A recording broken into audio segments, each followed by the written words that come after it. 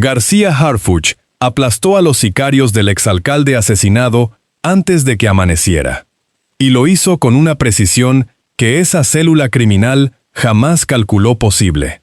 Una adolescente de 16 años con chaleco balístico puesto, 6 cargadores de rifle en el suelo y la credencial de un bombero muerto guardada como trofeo de guerra. Eso encontraron los elementos de las fuerzas federales cuando abrieron las puertas de esa Nissan Frontier en una brecha de tierra roja a las 5 de la mañana. Si quieres entender por qué este caso sacude al país entero, suscríbete ahora mismo a este espacio, porque lo que estamos a punto de desmontar no va a aparecer completo en ningún noticiero convencional. Estamos hablando de 10 hombres levantados y ejecutados en una sola noche, incluyendo un exalcalde, un director municipal y un bombero de 34 años. Una célula criminal que creyó haber borrado sus huellas, que creyó que la oscuridad de las brechas zacatecanas los protegía, que creyó que el miedo sembrado durante años los hacía intocables. Estaban equivocados. Los escuchaban desde el primer minuto.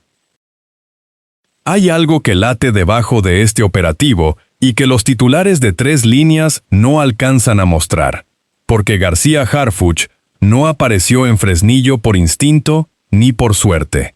Apareció porque alguien dentro de esa célula criminal cometió errores que empezaron a acumularse semanas antes de la captura, errores que fueron construyendo, sin que ellos lo supieran, la trampa perfecta. Y hay más. Uno de los 5 detenidos ya habló. No en cámara, no en conferencia de prensa, sino en una sala sin ventanas frente a un agente de la fiscalía. Y lo que dijo apunta hacia un nombre, hacia un cargo, hacia alguien que tiene credencial y que la noche del 18 de julio hizo una llamada que no debió hacer. Ese nombre todavía no tiene esposas. Y eso es lo que este caso tiene pendiente. Quédate, porque esto apenas empieza a abrirse. Para entender lo que ocurrió en esa brecha entre la comunidad José María Morelos y la localidad 6 de enero, tienes que retroceder exactamente 3 semanas. Ahí empieza todo.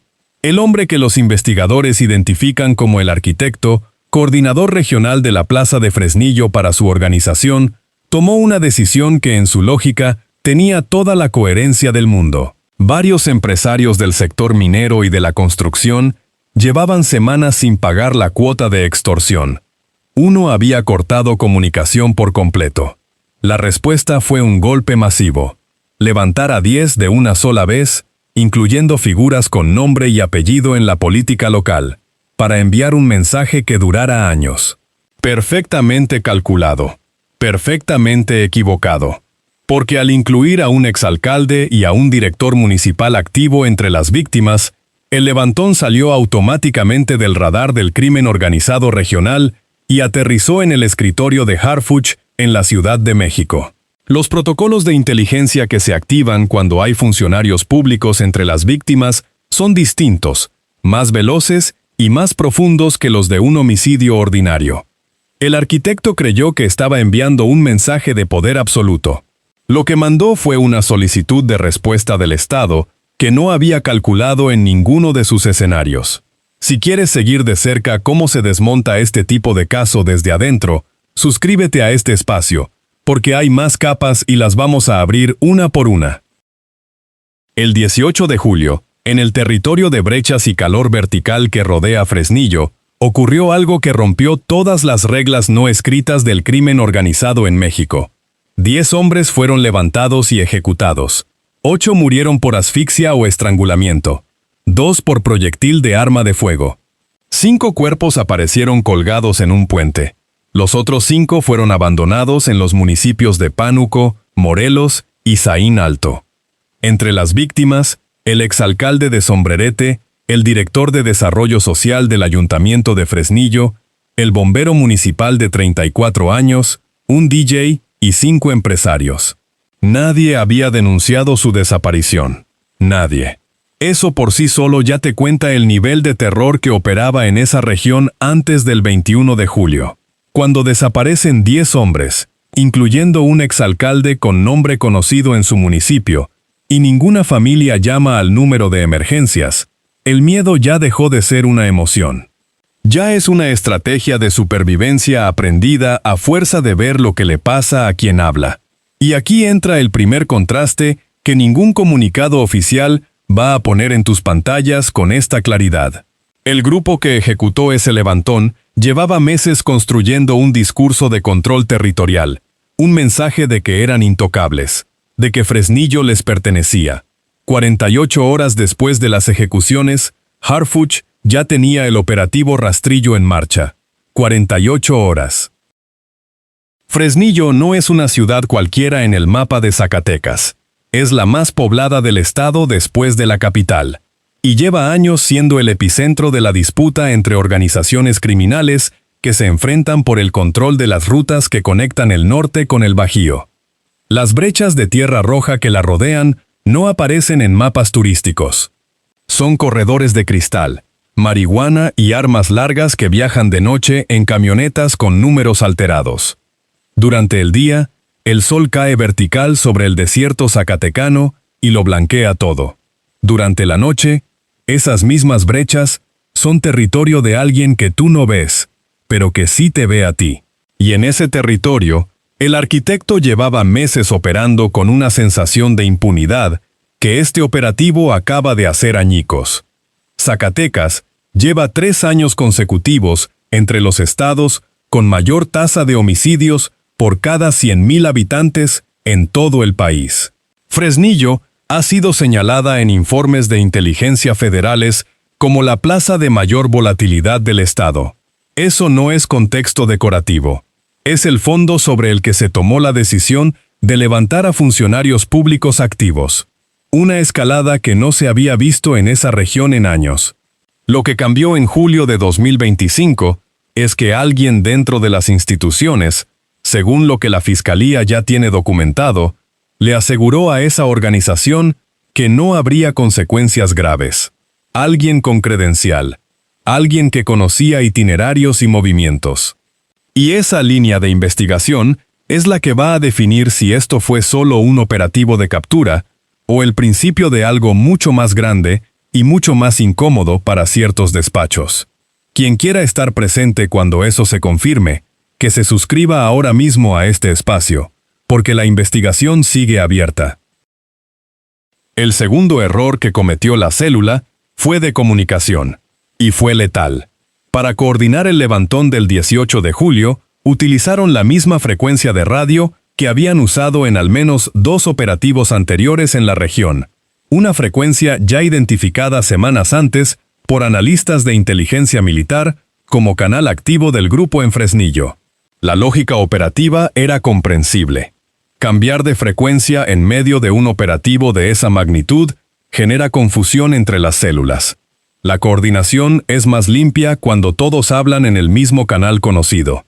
Pero lo que los halcones no sabían era que cada transmisión de esa noche fue interceptada, grabada y analizada en tiempo real. Los analistas pudieron reconstruir con precisión el mapa completo del operativo criminal. ¿Cuántos puntos de vigilancia? ¿Qué rutas usaron los vehículos? ¿Cuántas células participaron? ¿Y desde dónde llegaron las instrucciones? Leonel, Osvaldo y Dulce hablaron toda la noche creyendo que nadie los escuchaba. Y aquí, mis amigos, hay que detenerse un segundo a pensar en eso. El mismo canal que usaron para coordinar 10 ejecuciones fue el canal que construyó el mapa exacto de su captura. Ellos entregaron la ruta, ellos entregaron los tiempos, ellos entregaron el perfil del vehículo, y ni siquiera lo sabían. Pero espérate, porque lo que sigue es peor. El tercer error lo cometieron en la madrugada del 21 de julio, y fue el que los entregó de manera definitiva. Después del levantón, la célula necesitaba mover equipo, chalecos, cargadores, droga, ponchallantas. La decisión operativa fue consolidar todo en un solo viaje. Una sola camioneta, 3 personas, todo el material concentrado. Un solo movimiento, menos exposición, menos tiempo en carretera. Parecía eficiente.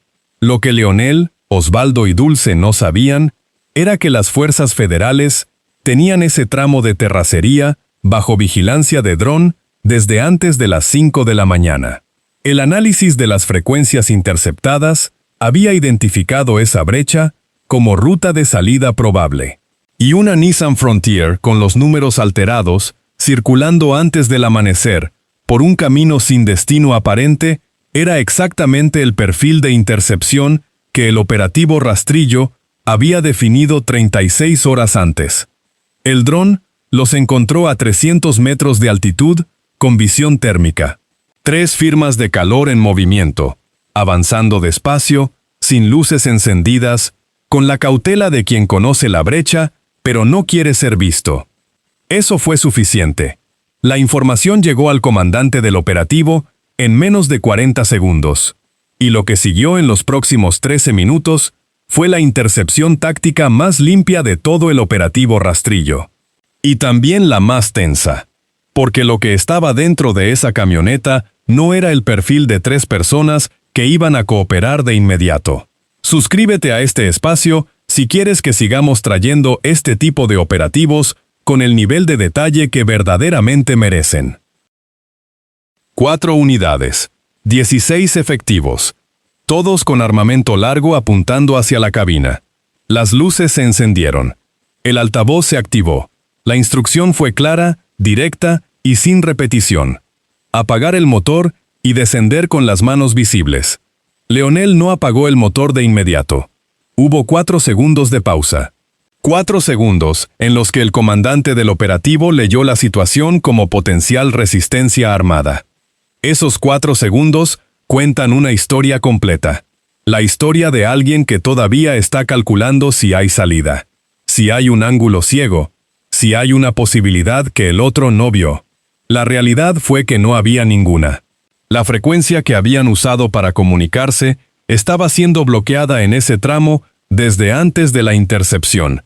Si intentaron avisar a sus contactos en esos minutos, el mensaje nunca llegó a ninguna parte. El motor se apagó. Los elementos avanzaron hacia la cabina con formación de cobertura cruzada. Osvaldo fue visto moviendo la mano hacia el radio antes de que una instrucción directa por altavoz lo detuviera. El radio cayó al piso. Nadie en ese vehículo iba a hacer ninguna llamada. Leonel, 23 años, originario de Sinaloa, fue el primero en ser extraído. Procedimiento técnico, sin golpes visibles.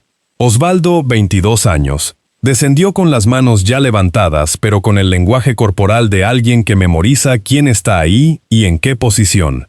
Mandíbula apretada, ojos recorriendo el perímetro. Y luego la puerta trasera. Dulce.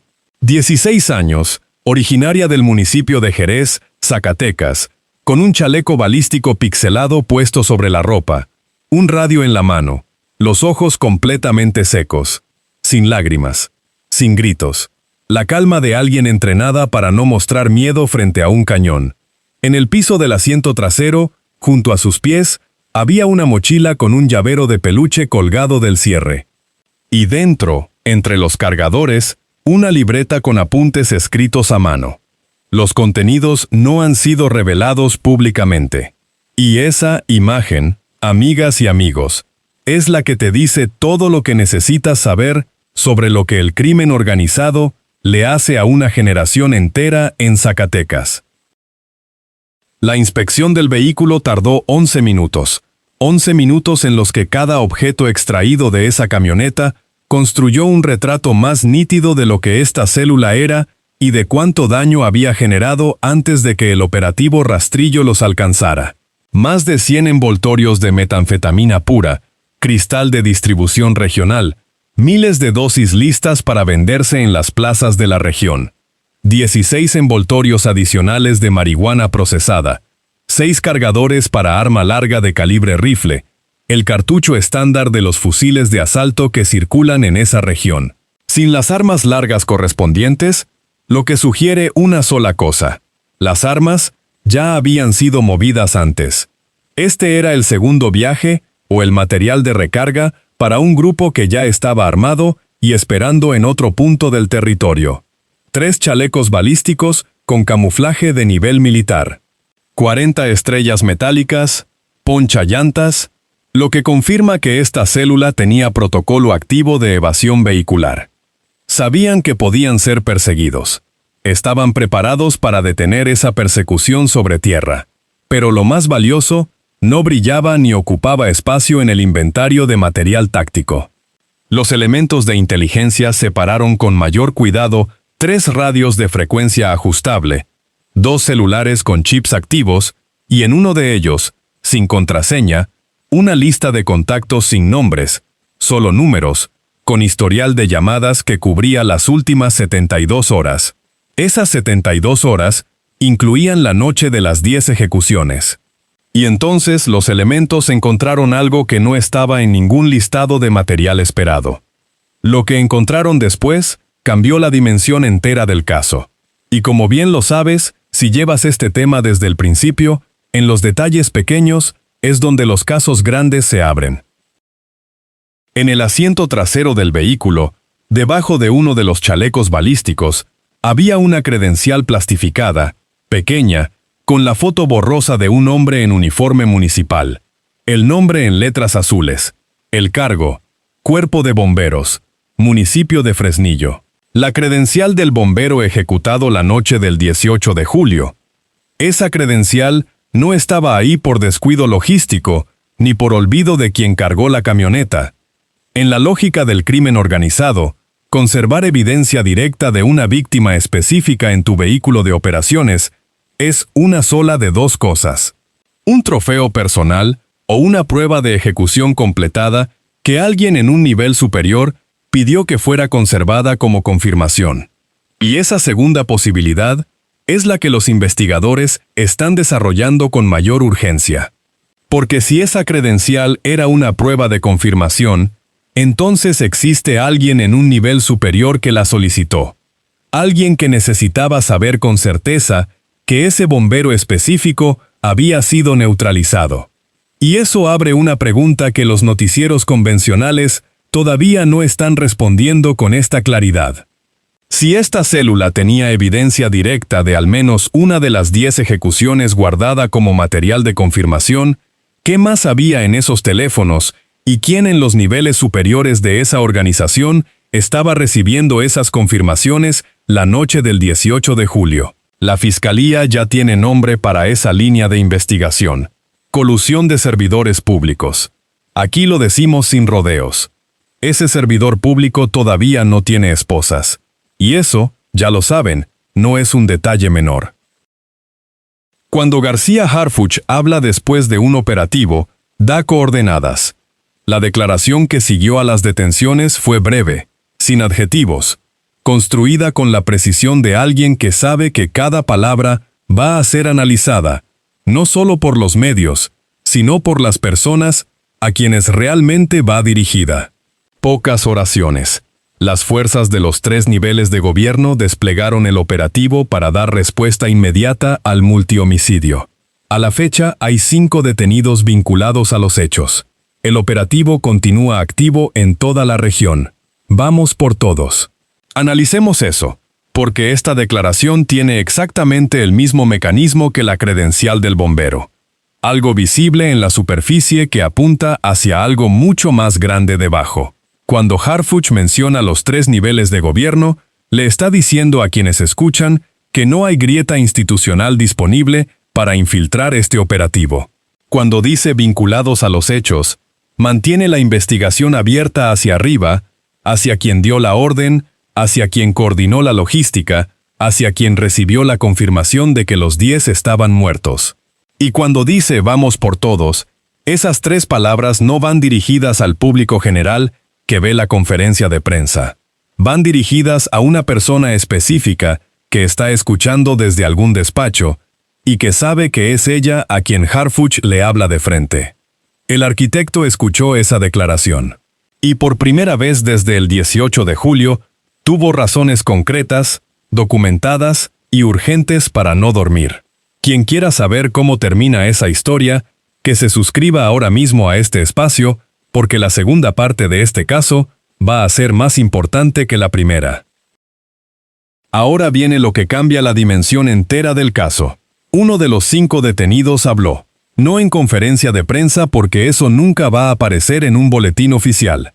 Habló en una sala sin cámaras, frente a un agente de la fiscalía, en las horas que siguieron directamente a la captura, cuando el adrenalín todavía no bajó y la realidad de la situación golpeó con toda su fuerza. Lo que dijo apunta en una dirección muy específica: un nombre, un cargo institucional, alguien que tiene credencial de servidor público y que la noche del 18 de julio hizo una llamada desde un número que no debería haberse activado en ese contexto. Harfuch ya sabe que hay un funcionario involucrado en la cadena de información que hizo posible el levantón de 10 personas que incluían a figuras políticas con agenda conocida y movimientos rastreables. La pregunta que falta resolver no es si ese vínculo existe, es a qué nivel opera y con qué profundidad llega. Si es un elemento municipal de bajo perfil, el daño es contenible y el caso cierra en semanas. Si es un funcionario de rango medio con acceso sistemático a itinerarios de figuras políticas y con capacidad para mover información en tiempo real, el caso se convierte en algo completamente distinto.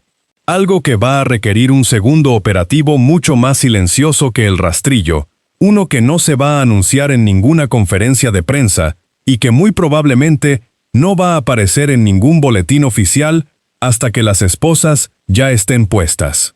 Eso es lo que está ocurriendo ahora mismo mientras tú escuchas esto.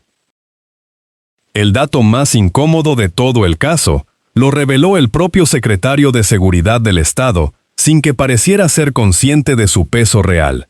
Ninguna familia de los 10 hombres levantados presentó una denuncia de desaparición antes de que los cuerpos fueran encontrados. 10 hombres, incluyendo figuras públicas con nombre reconocido en sus municipios. Nadie llamó. Nadie levantó la voz. Nadie activó ningún protocolo familiar de búsqueda. Ese silencio lo mencionamos antes en este relato, pero aquí toma una dimensión completamente nueva y más oscura, porque el arquitecto llegó a presumir, en el lenguaje propio de quien cree que controla territorio con total impunidad, que en su plaza nadie hablaba, que las familias entendían las reglas, que el silencio era parte del orden que él había establecido, que eso era precisamente la demostración de su control sobre la región. Eso lo decía alguien que creía que las brechas de Tierra Roja eran su propiedad exclusiva. Esta semana, esas mismas brechas fueron el escenario donde su célula fue desmantelada ante las cámaras de drones federales. La medida real del control territorial de esa célula no era el arsenal confiscado ni la cantidad de droga en circulación. Era el silencio de las familias. Y ese silencio, aquí esto no se les va a olvidar. Es exactamente lo que este operativo está comenzando a romper de manera permanente e irreversible en Fresnillo y en los municipios que la rodean. Harfuch ya tiene el nombre. La pregunta que separa este momento del siguiente movimiento no es si la investigación avanza, es cuándo puede moverse sin que el aviso llegue antes que las esposas.